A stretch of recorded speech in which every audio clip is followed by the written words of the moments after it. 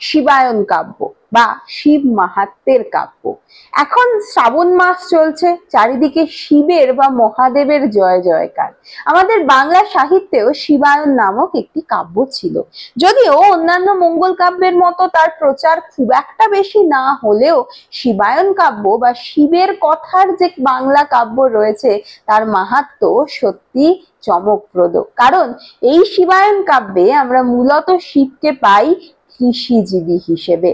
সাহিত্যের পথের আজকের পর্বে, শুধু আজকের পর্বে নয়, দুটো পর্বে আমরা পড়ব শিবায়ন কাব্য সম্পর্কে। এত বড় কাব্য বেশিরভাগ ছাত্রছাত্রীদের পড়তে একটু সমস্যা হয়, তবে শিবায়ন কাব্যের সম্পূর্ণ যে সব কবি যার বলেছে সেগুলো নিয়ে আমাদের পড়ার খুব একটা দরকার নেই। মূলত রামেশ্বর চক্রবর্তীর লেখা যে শিবায়ন কাব্য, তার যে মূলত শেষ অংশ অর্থাৎ চাষপালা, ওই সম্পর্কেই আমরা পড়ব। প্রথম পর্বে থাকবে শিবায়ন যে কাব্য সেই সম্পর্কে কিছু কথা।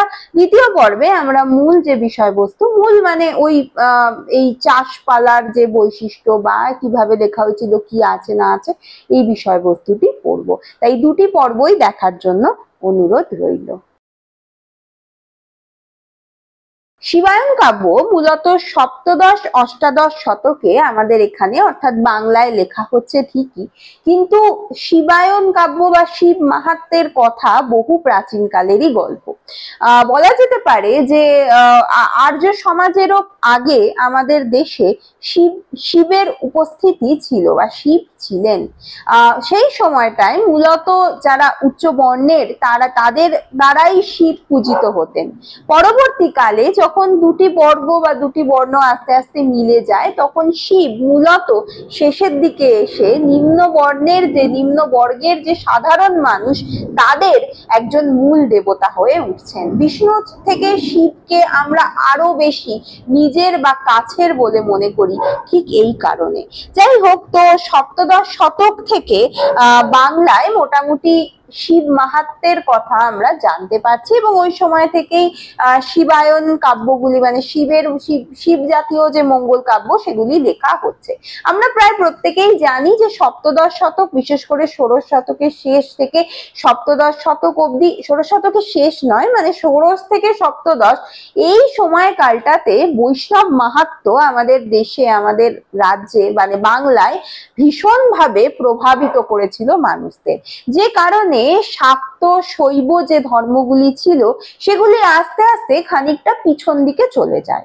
তারপর এই বৈষ্ণব প্রভাব যখন আস্তে আস্তে একটু মুক্ত হলো, মানে বৈষ্ণব প্রভাব থেকে আমাদের সমাজ যখন একটু মুক্ত হলো, তখন আমরা দেখতে পারবো যে এই শাক্ত শৈব এই ধর্মগুলি মাথাচাড়া দিয়ে উঠতে থাকে এবং সেই কারণেই আমরা এই সময়কালটাতে বাউল ধর্মের কথা পাচ্ছি, শাক্ত পদাবলীর কথা পাচ্ছি, ঠিক একইভাবে শিবের কথাও আসছে। বিভিন্ন কবি সপ্তদশ এবং অষ্টাদশ শতকে এই শিবকে নিয়ে মঙ্গল কাব্য রচনা করেছিলেন। কিন্তু অনেকেই বলে থাকেন যে শিবের এই যে মঙ্গল কাব্যগুলি সেগুলি যথার্থ যে মঙ্গল কাব্য তার থেকে অনেক অনেকাংশে আলাদা, আমরা পড়লেই সেটা বুঝতে পারবো। আমরা অন্যান্য মঙ্গল কাব্যের যে বৈশিষ্ট্যগুলি দেখি তার সঙ্গে শিব মঙ্গল কাব্যগুলির বেশ খানিকটা পার্থক্য রয়েছে। যাই হোক, যেটা বলতে হয় যে মূলত যেটা দেখতে পাওয়া যাচ্ছে, সময় যত গড়িয়েছে তত ভক্ত এবং ভগবানের মধ্যে দূরত্ব কমে গেছে।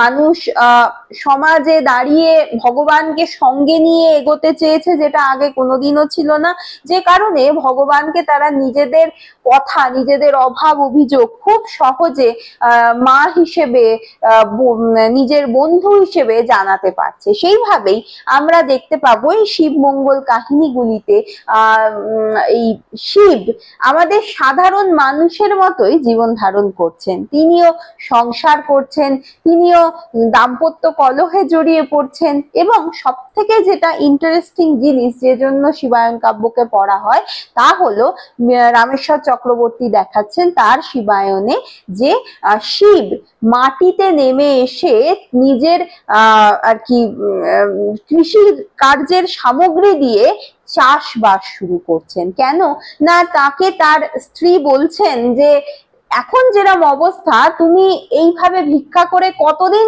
চালাবে?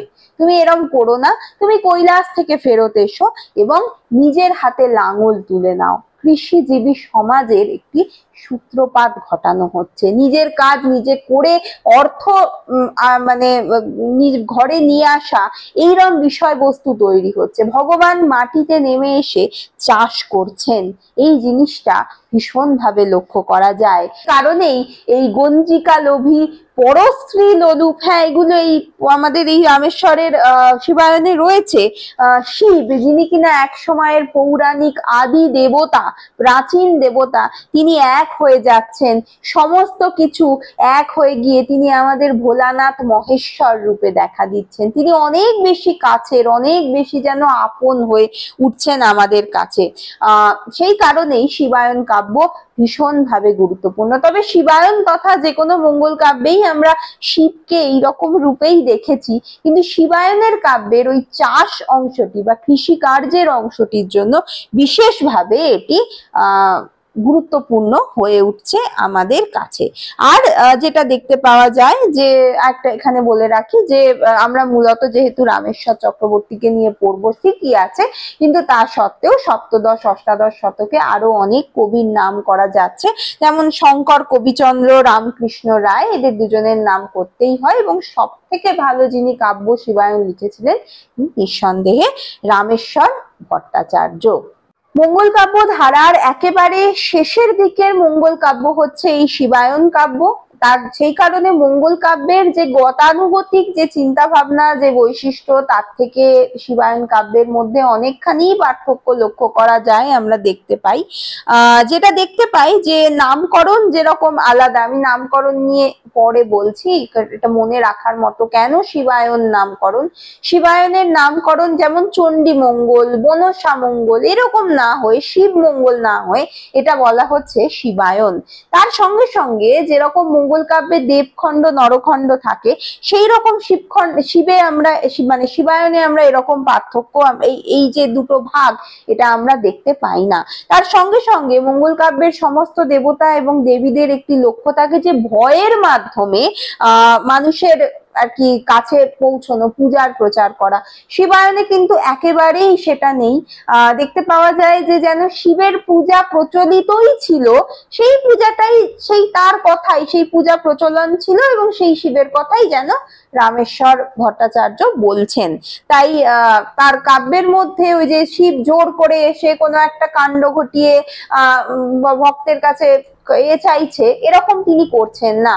তিনি কাউকে ভয় দেখিয়ে পূজা প্রচার করছেন না, তিনি নিজে মাটিতে নেমে আসছেন, নেমে এসে নিজেই নিজের কাজ করছেন। এই জন্য শিবায়ন কাব্যের মধ্যে এই বৈশিষ্ট্যটির জন্যই এটি বেশ উল্লেখযোগ্য আমরা বলতে পারি। আমি যেহেতু উল্লেখ করলাম যে অন্যান্য শিব মঙ্গলও আমাদের সাহিত্যে ছিল, সেই জন্য একটুখানি ইতিহাসটা বলে দিই। প্রথম শিব কথা লেখা হচ্ছে দ্বিজরতি দেব ও শিশুরাম রায়ের হাতে, যার নাম হলো মৃগলুব্ধ। এখানে বলতে হয় যে মৃগলুব্ধ মূলত একটি ব্রতকথা স্থানীয় এক ধরনের লেখা, এবং অসিত কুমার বন্দ্যোপাধ্যায় পরবর্তীকালে বলছেন যে বাকি সমস্ত শিব কথাগুলোই মূলত এই ব্রত কথা জাতীয় লেখা। যাই হোক, সেখানে শিব চতুর্দশীর আখ্যানই গুরুত্ব পেয়েছে। তারপর 1680 সালে শঙ্কর কবিচন্দ্রের একটি লেখা পাওয়া যায়, যদিও সেটি সম্পূর্ণ নয়।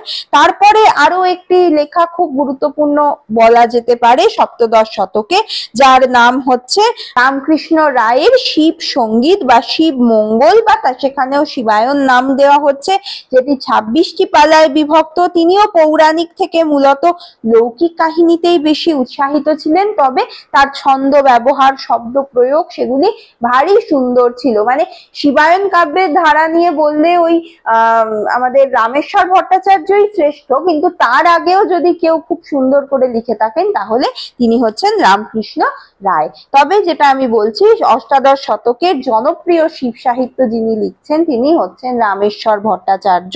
যে কোনো মধ্যযুগীয় কবিরাই কোনো পৃষ্ঠপোষকতার দ্বারা কাব্য রচনা করেন। রামেশ্বর ভট্টাচার্যের ক্ষেত্রেও আমরা এই বিষয়টি লক্ষ্য করতে পারি। তারও এই কাব্যের পিছনে, কাব্য রচনার পিছনে কোথায় রচিত হচ্ছে না হচ্ছে তারও একটি ইতিহাস ছিল। তার ইতিহাস মতো পাওয়া যায় যে তিনিও মুকুন্দরামের মতো যে দস্যুর আক্রমণ তাতে ঘর ছাড়তে বাধ্য হয়েছিলেন। ইতিহাস খ্যাত দুর্দান্ত সামন্তরাজ শোভা সিংহের ভাই হেমন্ত সিংহ কোনো কারণে ক্রুদ্ধ হয়ে কবিকে তার যদুপুরের বাড়ি থেকে উৎখাত করেন। কবি তখন সামন্ত রাজা কর্ণগড়ের সামন্ত রাজা রাম সিংহের কাছে আশ্রয় লাভ করেন। কর্ণগড়ের নিকটবর্তী অযোধ্যা নগরে কবির নতুন বাসস্থান নির্মিত হয়। এইখানে কবি তার ব্যক্তিগত সাহিত্য চর্চার দ্বারা তার জীবন অতিবাহিত করেন এবং তিনি নিজেই তার কাব্যে সেই কথা বলছেন পূর্ববাস যদুপুরে হেমত সিং ভাঙ্গে যারে রাজা রাম সিংহ কইল প্রীত স্থাপিয়া কৌশিকী তটে বসিয়া পুরাণ পাঠে রচাইল মধুর সঙ্গীত। এই কৌশিকী তটে ভৌগোলিক পরিচয় হচ্ছে অযোধ্যা নগর। এই স্থানে রাজার পৃষ্ঠপোষকতায় শিব কীর্তন নামক এই কাব্যটি তিনি রচনা করেন। মোটামুটি জানা যাচ্ছে যে 1712 খ্রিস্টাব্দে মোটামুটি ভাবে শিব সংকীর্তন কাব্যটি লেখা হয়েছিল। তারপরে 1744 সালে তার তিরোধান ঘটে। এছাড়া তিনি শিব সংকীর্তন বা শিবায়ন কাব্য ছাড়াও সত্যপীরের পাঁচালী তার লেখা, সেটিও বেশ জনপ্রিয় হয়। শিবায়ন কাব্যের যে ধরন সেটিতে আমরা দেখতে পাই মূলত 7টি পালায় বিভক্ত এবং 7টি পালা ছাড়াও একটি জাগরণ এবং একটি আরম্ভ পালা রয়েছে। প্রথম থেকে যে তৃতীয় পালা, সেই পালাতে আমরা দেখতে পাই মূলত ওটি পুরাণমূলক কাহিনী। তৃতীয় পালার মাঝখান থেকে লৌকিক কাহিনী শুরু হচ্ছে। চতুর্থ পালায় শিবের গার্হস্থ্য জীবনের কথা পাচ্ছি। পঞ্চম পালায় কৃষ্ণ কথা এবং শিবরাত্রির কথা আমরা পাচ্ছি। ষষ্ঠ, সপ্তম ও জাগরণ পালায় যে কাহিনী আছে সেটাই মূলত উপজীব্য, সেটি হচ্ছে চাষপালা বা শিবের কৃষিকার্যের পালা। এখানেই এক নব নাটকীয় কাহিনী রামেশ্বর তৈরি করতে পেরেছেন। এই শিবমঙ্গল কাহিনীর যে প্রথম অংশটি সেটি ভীষণ কমন, আমরা জানি কি না, দক্ষ যজ্ঞ দিয়ে এই কাহিনী শুরু হয়। দক্ষ যজ্ঞের কথা আমরা জানি যে দক্ষ একটি যজ্ঞ করেছিলেন, সেখানে শিব আমন্ত্রিত ছিলেন না, যে কারণে একটি প্রচন্ড সমস্যা তৈরি হয় এবং সতীর কথা ওখান থেকেই আসে। তারপর হিমালয়ের কন্যা হিসেবে আবার পার্বতীর জন্ম হয় এবং তারপর আবার বিবাহ বন্ধনে আবদ্ধ হন দুজনে। এরপরে খানিকটা এটা ওটা কৃষ্ণ কথা, শিবরাত্রির কথা ইত্যাদি কথা তিনি বললেও যেটি মূল সেটি হচ্ছে যে গার্হস্থ্য জীবনের কথা। এই কথাও আমরা অন্যান্য মঙ্গল কাব্যে পেয়েছি যে ভিখারি হয়ে শিব ঘুরে বেড়ান, বাড়িতে ঠিকঠাক মতো অন্যের সংস্থান হয় না, দুজনের মধ্যে চরম বিবাদ বাঁধে। এই সমস্ত কিছু করতে করতে যখন শেষের দিকটায় আসছে তখন আমরা একটু অনন্য বিষয় পাচ্ছি। কি রকম না, গৌরী তখন শিবকে বলছেন যে এইভাবে তো চলতে পারে না, তাহলে কি করতে হবে, নিজের অন্ন সংস্থান নিজেকে করতে হবে। যে কারণে শিবকে তিনি বলছেন যে চাষাবাদ করতে। শিব এমন কথা শুনে কৈলাস থেকে ফেরত আসছেন এবং এসে ইন্দ্রের কাছ থেকে তিনি জমি ধার করছেন।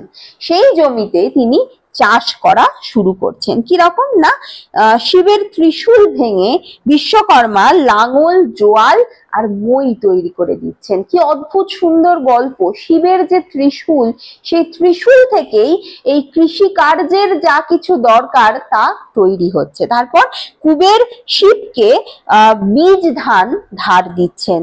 শেষে মাঘে ভীমের সাহায্যে শিবের জমি চাষ করছেন শিব। প্রচুর ফলন হচ্ছে। শিব যে কারণে আর স্বর্গে ফেরত যেতে চাইছেন না। একটি অদ্ভুত গল্প তৈরি করছেন রামেশ্বর এখানে। সেখানে শিব যেরকম রয়েছেন, ইন্দ্র রয়েছেন, বিশ্বকর্মা রয়েছেন, ভীমকে আমরা দেখতে পাচ্ছি যিনি লাঙল দিয়ে চাষ করার কথা শিব ভীমকে বলছেন। এবং এই নিয়ে আমি কোথাও পড়েছিলাম যে আমাদের লোক জীবনে একটি নাকি অনুষ্ঠানও সংঘটিত হয়, পরে কোনোদিন পারলে আমি এই নিয়ে কিছু বলে দেব, যেখানে কিনা ভীম চাষ মানে সে ভীম পুজো করা হয় কোনো একটি নির্দিষ্ট জায়গায়, যেখানে শিব তাকে লাঙল দিয়ে বলেন যে তুমিও চাষ করো। এই সেই এক শিবরাত্রির গল্প থেকেই কিন্তু, শিবরাত্রি না, এই শিবায়নের গল্প থেকেই কিন্তু বিষয়টি আসছে। যাই হোক, শেষ মাঘে ভীমের সাহায্যে শিব চাষাবাদ করে প্রচুর ফসল ফলাচ্ছেন, যে কারণে তিনি নিজেই নিজের যেহেতু অন্ন সংস্থান করছেন তাই তিনি আর স্বর্গে ফেরত যেতে চাইছেন না। এরপরের গল্পটা আরো ইন্টারেস্টিং। কিরকম না, এরপরে দেখা যাচ্ছে শিব যেহেতু স্বর্গে ফিরতে চাইছেন না, তখন গৌরী বা পার্বতী ভাবছেন এই আবার কি হলো। তখন তিনি ছলা কলা করে বাগদিনী সেজে শিবের কাছে পৌঁছাচ্ছেন। সেখানে সেই বাগদিনীকে দেখে শিবের বেশ পছন্দ হচ্ছে। তখন তিনি কি করছেন, বাগদিনীর রূপে মুগ্ধ হয়ে শিব তাকে বিবাহ করার প্রস্তাব দিচ্ছেন। সেই সময় শিবের কাছে পিতলের একটি আংটি চাইছেন বাগদিনী। ছল করে পুনরায় এইভাবে গৌরী শিবকে স্বর্গে ফেরত নিয়ে আসছেন, কিন্তু ফেরত নিয়ে এসেই তো হচ্ছে না। সেই বাগদিনীকে মন দিয়েছেন শিব, সেটা কেন তার স্ত্রী মেনে নেবেন? যতই হোক তিনি তো শিবের স্ত্রী, তিনি কিছুতেই মেনে নিতে চাইছেন না। তখন কি হচ্ছে, তখন আরো একটি গল্প আসছে। স্বর্গে ফিরে এসে গৌরী নিজ রূপ ধারণ করলেও শিবকে তার আর ফিরিয়ে নিতে রাজি নন। শিব বাগদিনীর রূপে মুগ্ধ হয়ে অঙ্গুরি উপহার দিয়েছেন, এমনটা তো ঠিক নয়। নারদের সম্মুখে পার্বতী তার স্বামীর ব্যভিচারের কথা বললে নারদ পার্বতীকে এক জোড়া শাঁখা নিয়ে চেয়ে তাকে বশে আনতে বললেন।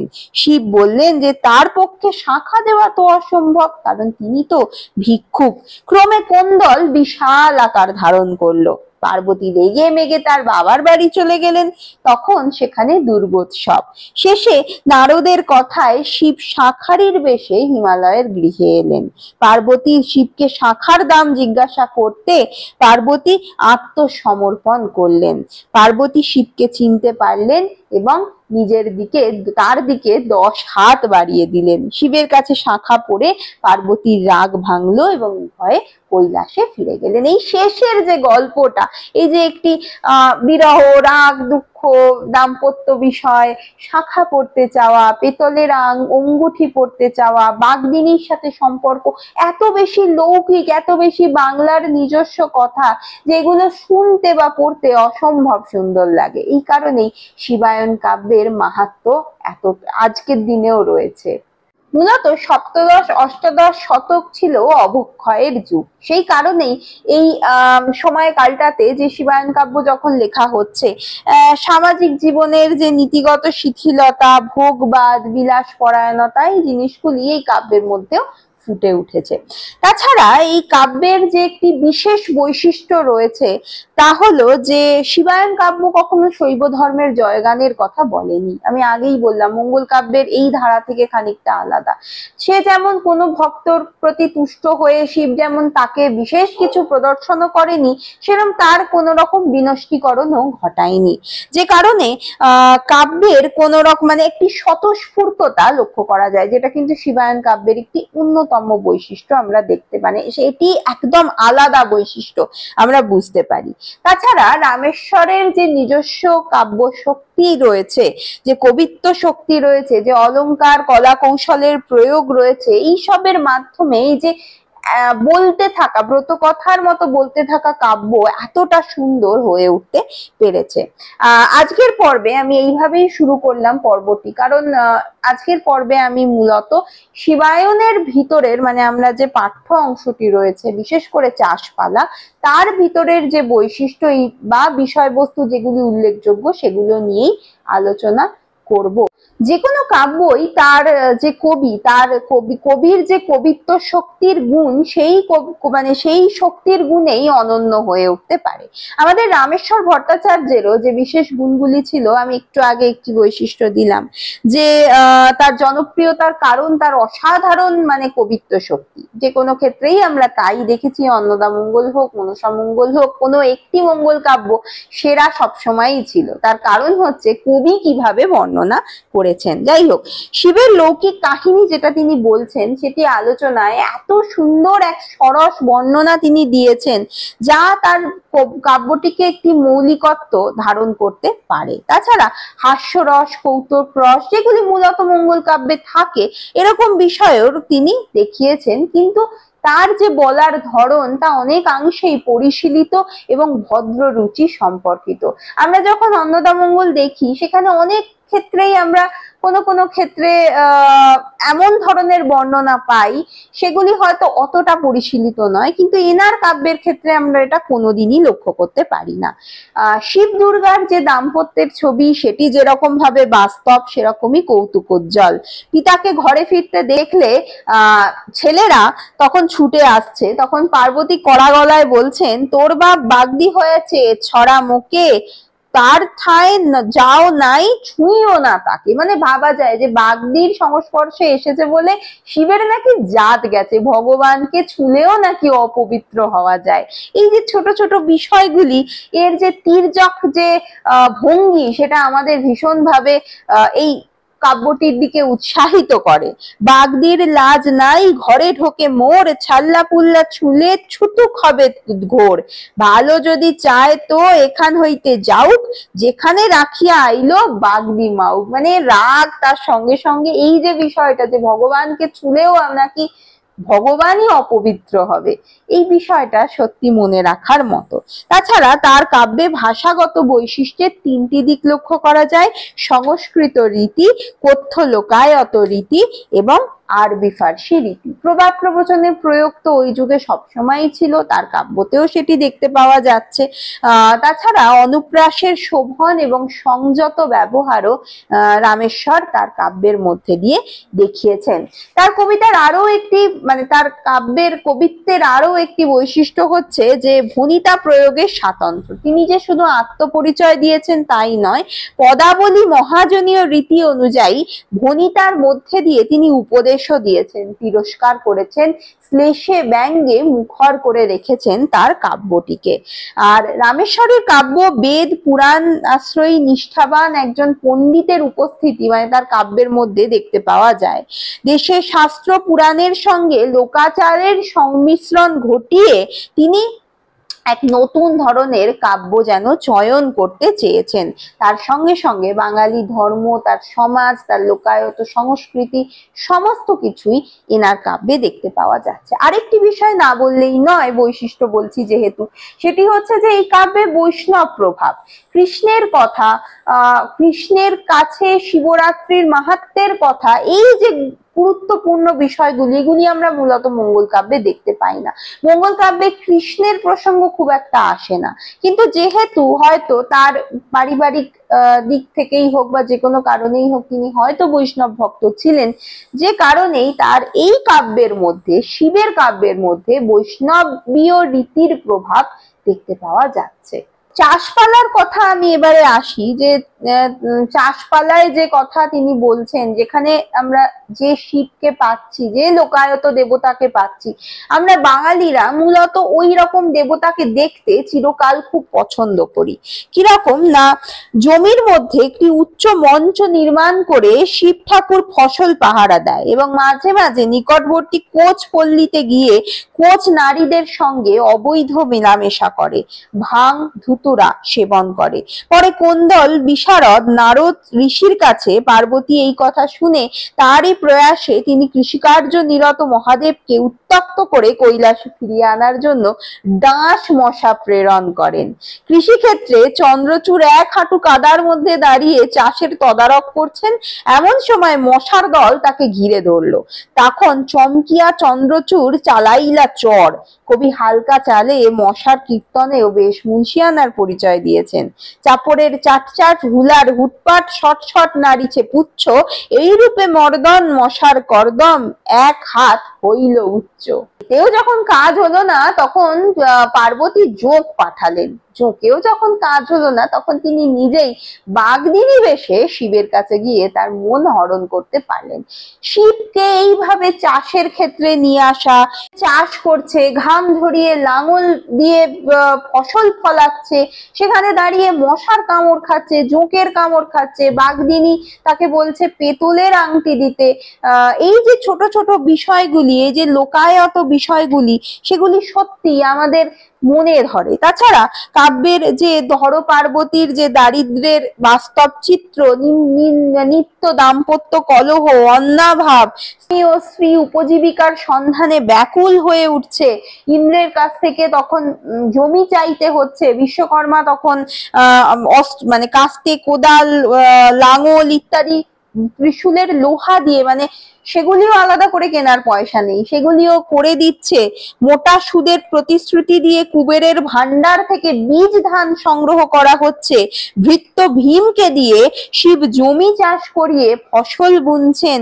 এই সব বর্ণনায় যে সাধারণ কৃষিজীবী মানুষ, সাধারণ নিম্নবর্গীয় মানুষের যে জীবনের কথা, সেটাই তুলে ধরা হচ্ছে শিবের মাধ্যমে। একজন মহাদেব, একজন মানে মহেশ্বর, যিনি এই গোটা পৃথিবীর রক্ষাকর্তা বলে আমরা মনে করি তারই মানে তাতেই সৃষ্টি, তাতেই শেষ, এমন কথা আমরা মনে করি।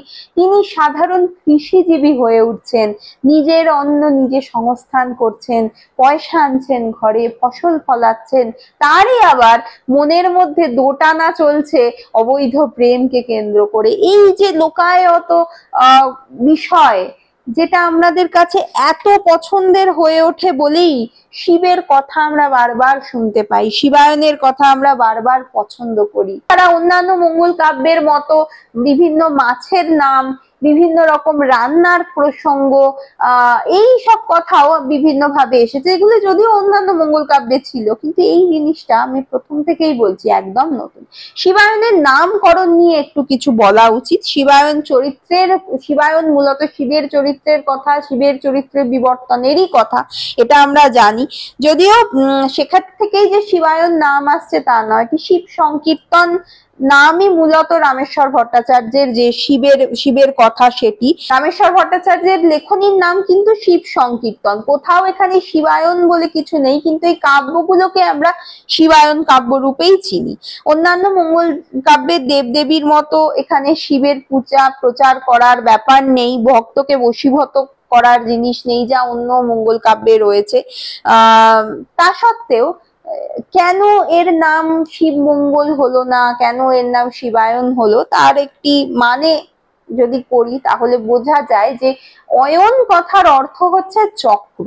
অয়ন মানে একটি শুরু থেকে শেষ, এই যে ঘুরে যাচ্ছে, সেটাকেই বলা হচ্ছে অয়ন। এবং শিবের অয়ন অর্থাৎ শিবের জীবন চক্র, কাব্যে তো শিবের জীবন চর্চাকেই পাচ্ছি, তার জীবনের বিবর্তনের কথাই জানতে পাচ্ছি, সেই জন্যই সম্ভবত এর নাম হয়েছে শিবায়ন। তাছাড়া হয়তো রামায়ণের মতো করেই শিবায়নের কথাও বলা হচ্ছে, এই কারণেই সম্ভবত শিবায়ন কাব্যের নাম শিব মঙ্গল বা শিব সংকীর্তন নাম থাকলেও সেটি থাকেনি, হয়ে উঠেছে শিবায়ন কাব্য। শিবমঙ্গল কাব্যেও দেখা যায় এর আর অন্য কোনো কাহিনী নেই, আগাগোড়া শুধু শিবেরই কথা, শিবের পৌরাণিক পরিচয়, দাম্পত্য জীবন, তার চরিত্রের দুর্বলতা, দাম্পত্য বিরোধের পরিসমাপ্তি, তার ইত্যাদি ঘটনাবলীর দ্বারাই তার জীবনের যে চক্র ঘূর্ণায়মান হয়েছে, সেই কথাই রয়েছে বলে এর নাম নিঃসন্দেহে শিবায়ন।